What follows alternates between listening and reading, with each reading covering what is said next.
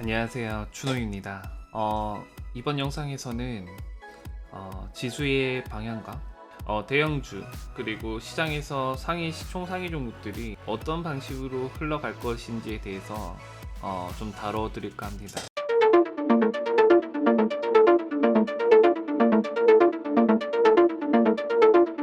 요 근래에 하락했었던 부분과 그 다음에 삼성전자와 SK하이닉스가 대체 어디까지 빠질 수 있는지를 생각하고 계신 분들이 많이 계실 것 같은데, 실질적으로 얘네들은 항상 조정의 폭이 정해져 있습니다. 물론 그 정해져 있다라고 하더라도 그 가격을 무조건 터치를 하고 기술적인 반등이 나온다라는 것은 절대로 아닙니다. 하지만은 우리가 이 정도까지 하락을 하게 된다면은 개인들의 심리가 어떻게 될 것인지에 대해서 이 영상에서 한번 알아보게 될 것이고, 추후에 이 정도의 지수나 또는 이 정도의 종목들의 가격들이 왔었을 때 이런 대응들을 한번 해보면 좋겠구나 라는 것에 대해서 오늘 한번 다뤄보도록 하겠습니다. 먼저 지수를 보도록 하겠습니다. 지수를 살펴보면 아시겠지만은 코스피가 최근 고점 3300포인트 대비했었을 때 대략적으로 5% 정도 빠졌습니다. 그래서 현재 3170포인트에 놓여 있는데, 저는 개인적으로 지금 코스피가 어느 정도까지 빠져도 전혀 이상하지 않냐 라고 질문을 한다면은 저는 2900포인트까지가 열려있는 구간이다 라고 생각을 합니다. 다시 말해서 안전마진이라고 얘기를 하면은 좀 이상하지만은 적어도 이 정도 가격까지 오더라도 전혀 이상하지 않고, 그 다음에 종목들의 충격이 충분히 자극을 하고, 그 다음에 충분히 이제 투매를 일으킬 수 있는 자리가 저는 마지막 자리다 라고 생각을 합니다. 우리가 코로나 때 제가 저점이라는 것을 맞출 수 있었던 이유는 뭐냐면은 과대한 이격 때문에 저점이라는 것을 맞출 수 있게 됐었던 거거든요. 그러면은 현재 보시면 아시겠지만은 이때와 그 코로나 때랑 다른 점이 있습니다. 그게 무엇이냐? 코로나 때는 주가가 또는 지수가 바닥권에 있는 상황에서 하락이 나왔었고, 현재 지수 상황은 어떤 상황이냐? 고점에서 기간적인 횡보를 하고 난 다음에 시장을 빼려고 하고 있는 상황이에요. 코로나 때는 가격을 내려서 사람들을 힘들게 하고 있었더라면, 지금 현재 상황에서는 시간이라는 것을 횡보를 시켜서 답답하게 만들고 있는 거죠. 이런 상황에서 만약에 투매를 일으키게 된다면 어떤 상황이 벌어질까요? 지금까지 투자를 내가 뭐하러 했을까 이런 생각을 할 수도 있는 사람이 있을 것이고, 답답함에 극에 달한 사람들은 만약에 지수의 급락을 만들게 된다면 투매까지 일으키게 될 수 있겠죠. 지수가 급락이 나와도 전혀 이상하지 않겠고, 만약에 급락이 나온다면은 엄청 사람들이 답답할 수 있겠구나 라는 것을 알 수 있었던 거죠. 자, 그러면은 우리가 한 가지 보도록 하겠습니다. 자, 열어놨다라는 것은, 그러니까 뭐 2900포인트까지 반드시 와야 된다라는 것은 아니지만은 또 그렇다고 해서 여기서 무조건 반등이 나온다 이런 것은 아닙니다. 다만 이 정도까지 빠졌었을 때 이제 개인들의 투매는 확실하게 보일 수 있다라는 것만 알고 계시면 됩니다. 뭐 삼성전자나 하이닉스는 시가총액 상위 종목이 있기 때문에 당연히 봐야 될 부분이고, 자, 지수에 어쨌든 큰 영향을 끼치고 있는 삼성전자를 한번 보도록 하겠습니다. 역사적으로 봤었을 때 어땠었는지를 살펴보면 좋은데요. 지금까지 삼성전자는 항상 고가 놀이를 하고 난 다음에 얼마만큼의 그 가격 조정들이 나왔었는지를 살펴보면 좋습니다. 지금 일봉상으로 봤었을 때 너무 캔들들이 많으니까 주봉으로 한번 보도록 하겠습니다. 우리가 2018년도에 고점을 찍고 난 다음에 대략적으로 얼마 정도 가격 조정이 들어왔었는지를 한번 살펴보면은, 고점이 그 57,000원 기준으로 했었을 때, 57,000원 기준으로 했었을 때 저가까지 보면은 대략적으로 35% 정도 빠졌습니다. 앞에서도 한번 보도록 하죠. 그러니까 그 파동들을 크기를 같이 보면 좋아요. 그러니까 고가 대비했었을 때 31,000원 기준으로 했었을 때 2012년도 이 시기 때 이후에 가격 조정이 몇 프로 정도 들어왔었는지를 살펴보면은 31,600원 기준으로 했었을 때 밑에 그 하반까지, 그러니까 지금 저가가 한 2만원 정도 될 것 같은데 대략적으로 위에 보시면은 35% 정도, 그리고 앞에서도 한번 보시면 돼요. 그러니까 가격을 만들고 그 다음에 주가를 뺄 때 몇 프로 정도 조정이 나오는지, 그리고 투매가 어느 정도 나오는지 보면 좋을 것 같아요.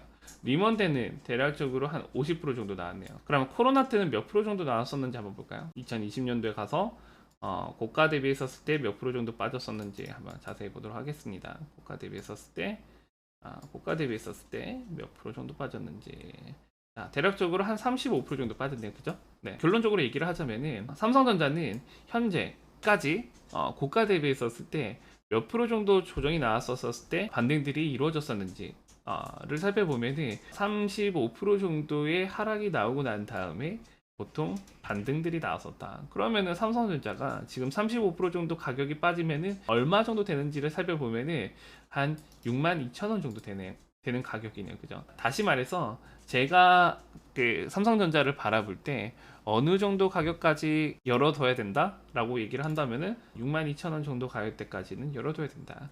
그럼 현재 74,000원에서 몇 프로 정도 더 열려 있는 거죠? 대략적으로 한 15% 정도 더 열려 있다라는 거예요. 그러면은 삼성전자가 15% 정도 빠질 수 있다라는 것은 지수는 몇 프로 정도 빠질 수 있다라고 생각해 볼 수 있겠죠? 적어도 한 7에서 10% 사이의 지수 조정이 나올 수도 있다라는 거예요. 그러면은 이 7에서 10%의 그 지수가 빠질 때 그냥 뭐 한순간에 빠진다라는 것과 아니면 기술적인 반등 이후에 빠진다던가 분명히 패턴은 있을 거예요. 근데 저는 지금 현재 자리에서는 절대적으로 그 한 방향으로 그냥 뭐 빠진다면은 엄청 빠르게 기술적인 반등도 이루어질 거기 때문에 이것을 택할지는 저도 잘 모르겠어요. 이게 어떤 방식으로 올지는 추측을 할 수는 없지만은 그래도 삼성전자가 적어도 이 정도 가격까지 왔었을 때 합당하다라는 거죠. SK 하이닉스 잠깐만 보도록 할게요. SK 하이닉스도 지금까지 역사적으로 봤었을 때 어쨌든 고점 대비했었을 때 조정이 얼마만큼 나올 수 있다라는 것은 여러분들이 아까 그 삼성전자 제가 했었던 방식대로 진행을 해보면 알 겁니다. 그럼 평균적으로 한 뭐 40% 조정도 있었고 50% 조정도 있었고 뭐 근래에는 뭐 또 35% 조정도 있었다. 그렇기 때문에 한 대략적으로 뭐 30%대에서 50% 내에서 조정들이 이루어지고 다시 반등들을 하더라 이렇게 하지만은 하이닉스는 기술적인 반등이 확실하게 나올 수 있는 구역을 제가 얘기를 해드렸었어요. 그게 9만원대 초반 가격대가 완벽하게 기술적인 반등이 일단 한 차례 나올 수밖에 없는 자리예요. 그럼 하이닉스는 적어도 한 10% 정도 열려 있다라는 게 눈에 보일 겁니다. 그럼 삼성전자 대비했었을 때 얘는 빠질 게 그렇게 많지 않다라는 게 눈에 보일 거예요. 그러면은 SK 하이닉스는 현재 자리에서부터 매매를 하시는 게 좋냐라고 질문을 한다면은 만약에 낙폭 가대에 따른 기술적인 반등 뭐 예를 들어서 일반적으로 만약에 제가 아까 지수에 대해서 얘기를 하면서 저는 지수가 한 방향으로 흘러갈 것이진 않을 거다. 왜냐하면은 그러니까 이번 주의 흐름을 보시면 아시겠지만은 개파락의 형태들이 정말로 많이 나왔어요. 그러니까 이것은 과대한 이격이 많이 벌어졌기 때문에 이거는 기술적인 반등이 반드시 이루어질 수밖에 없습니다. 이게 두 가지의 모습이 나올 수 있는데요. 한 가지는 여기 현재 가격에서 가격 횡보를 시키던가 가격 횡보를 시키게 된다면은 이 이격을 줄이는데 시간이 걸리기 때문에 더 지루해질 수 있겠죠. 그리고 난 다음에 그 아까 제가 코로나 때 그런 투매가 쉽게 나올 수 있었던 이유가 그 저점 구간에서 가격적인 횡보를 시키고 박스로 흔들었었잖아요. 그리고 난 다음에 이제 희망을 주고 급락을 만들었기 때문에 투매들이 많이 나올 수밖에 없었다. 지금도 보시면 아시겠지만 오랜 기간 동안 횡보를 시키고 난 다음에 가격을 뺐기 때문에 이것은 기술적인 반등의 폭이 강하게 나올 수도 있고 또는 가격적인 횡보를 시키겠죠. 결과적으로 어쨌든 최종 종착지는 9만원대 영역이다라고 보면 되는데 이 영역에서는 강한 반등이 나올 수밖에 없어요. 이거는 무조건이에요. 그래서 이 영역에 가면은 SK 하이닉스나 삼성전자나 매매를 진행을 하더라도 기간 투자를 했었을 때 손해를 보는 일은 없을 거다라고 저는 생각이 들어요. 그래서 이 영역에 가면은 급반등이 나오고 또는 뭐 급등을 해서 수익을 크게 나온다라는 게 아니라 못해도 이 정도의 가격에 가게 되면은 이제 손해를 보기는 조금 어렵다. 이런 국면에 들어간다. 라고 생각을 하시면 돼요. 그러면은 어쨌든 삼성전자나 하이닉스가 상승을 하기 위해서는 지수가 더 상승할 이유가 있어야 될 거 아니에요. 그 이유가 뒷받침이 된다면은 삼성전자나 하이닉스를 거래를 해도 무방하다가 된다라는 거예요. 자, 그러면은 코스피 같은 경우에 지금까지 그냥 흐름을 한번 봅시다. 코스피가 2010년도에 강한 상승 이 마무리가 되고 2011년도에 그리스 금융위기가 나왔었죠. 그러니까 뭐 유럽 쪽과 그다음에 미국 신용 강등 이런 부분 때문에 급락이 나왔었는데 그 전에 한번 모습을 한번 보자고요. 지금까지 한국은 박스권을 뚫고 상승했었을 때 강한 상승들이 이루어졌었습니다. 그래서 코스피가 한 단계 레벨업을 했었을 때가 이때 반도체 사이클이 돌면서 강한 상승을 냈었고, 그 다음에 지금까지 원래 그 박스가 있었던 가격대를 뚫고 상승했었을 때 또 코스피가 그 상승을 할 수 있게 됐었던 거죠. 그래서 지금 그 이 추세만 본다면은 아직도 우상향을 할 수 있는 모습이 강하게 남아있기 때문에 현재 걱정할 필요가 없다라고 저는 생각이 듭니다. 그래서 코스피하고 코스닥은 아직 갈 게 더 남아있기 때문에 지금은 조정 구간에 들어가 있는 거다라고만 생각을 하시면 돼요. 그러니까 코스피가 더 상승할 이유가 무엇이냐? 지금까지 오랜 기간 동안의 박스권을 뚫어냈다라는 그 근거 하나만으로도 가능할까? 네, 가능하다 이거예요. 그러니까 종목들도 역사적인 고점을 넘고, 그러니까 오랜 기간 동안에 박스권을 넘었었을 때 물론 방향은 상방으로 잡히면서 강하게 흘러갔었습니다. 그럼 중간중간에 조정들이 온다라는 것은 다들 아실 거 아니에요. 당연히 조정들도 올 수 있다. 하지만은 방향은 상방으로 보고 있는 게 맞다라는 거죠. 결과적으로 지금 현재 이 파동에 대한 부분에 대한 조정이 필요한 것일 뿐이고, 추후에 상승 여력이 가능하냐, 그러니까 결국에는 주식을 해도 되냐 이거잖아요. 저는 주식을 해도 된다라고 저는 생각이 드는 거죠. 왜? 지금까지 오랜 기간 동안의 박스권을 뚫어낸 코스피인데, 이 코스피가 지금 그 어떻게 보면 2020년은 회복기라고 보고, 그 다음에 2021년도는 상승기라고 봤었을 때 이 상승을 1년만 하고 마무리를 지을 거냐 이거죠.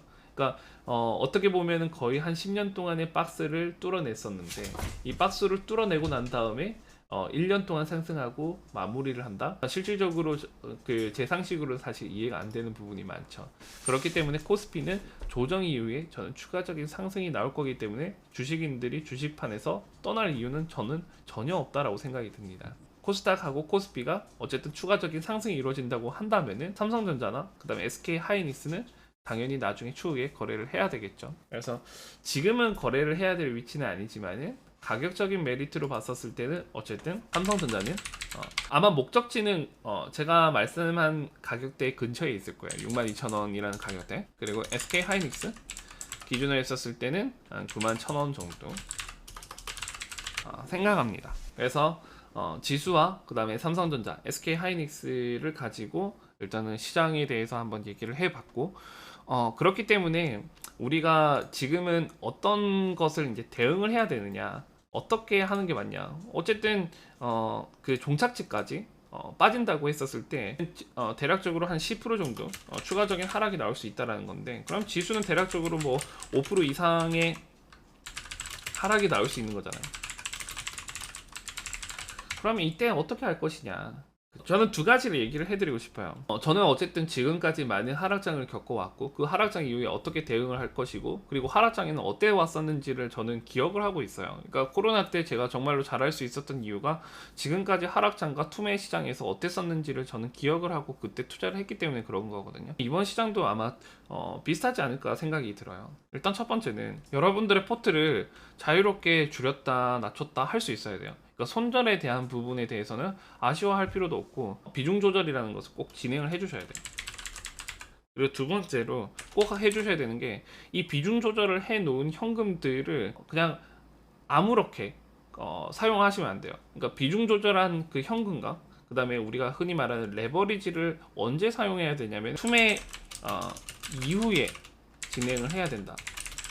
다시 말해서 삼성전자나 SK 하이닉스가 저 정도의 가격까지 빠질 수 있는 여력이 있고, 그 근처의 가격에서 뭐 투매의 모습들이 나오게 된다, 또는 시장이 급락하는 형태들이 확실하게 보여준다면은 그때는 여러분들이 투매 이후에 투자를 한다면은 좋은 결과가 나올 거예요. 왜냐면은 주가들도 많이 가벼워질 것이고, 그 다음에 호가들도 가볍기 때문에 탄력적인 반등들이 나오게 될 거예요.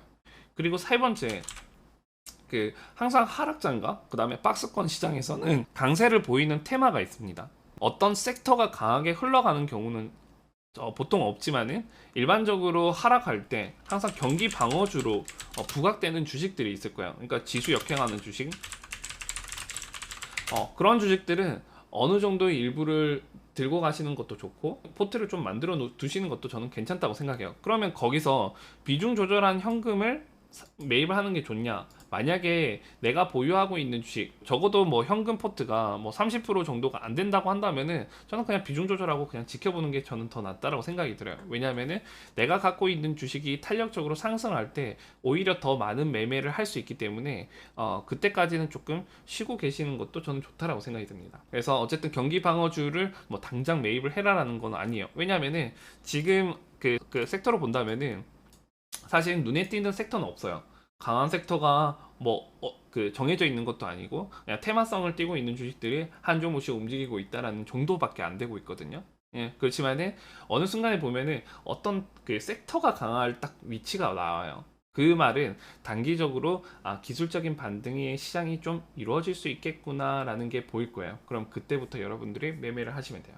지금은 뭐 예를 들어서 대형주 중에서는 그 보험주들, 그 다음에 뭐 은행주들 이렇게 보고 계실 텐데 저는 지금은 아직은 아니라고 봐요. 그래서 지금은 거래를 당장 하실 필요는 없어요. 제가 하락장에 정말로 강한 이유가 무엇이냐면은 사실 기업 분석을 많이 하고 기업적 분석을 많이 하시는 분들은 지수가 어디까지 갈 수 있는지를 보통 분석을 하지 않아요. 네, 박스라고만 얘기를 할 거거든요.